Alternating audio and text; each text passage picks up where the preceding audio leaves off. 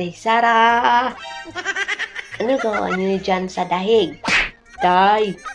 Huwag mo talagang pauwiin yan si Tatay Digong, Day. Magagalit yung mga buaya at saka... Na, huwag mo pauwiin, Day. Diyan lang Tatay Digong, Day. Sabihin mo kay Madam Aime.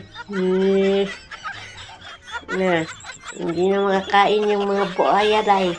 Magugutom na naman sila. Pauwiin mo yan si Tatay Digong.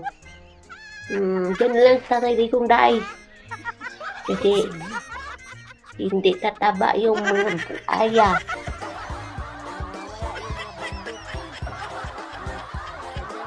Baluslos, iyak tawa na ngayon. Kung trabaho ng ilang mambabatas na maging sunod-sunuran kay Speaker Romualdez, kung nais nila maging sunod-sunuran sa gusto ng kanilang speaker, pues hindi po namin trabaho yun. Wala na, pinis na si Samba.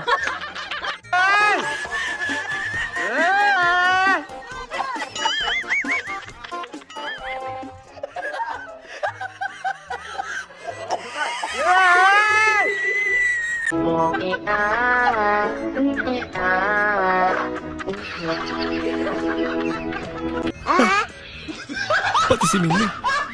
Ulat yan.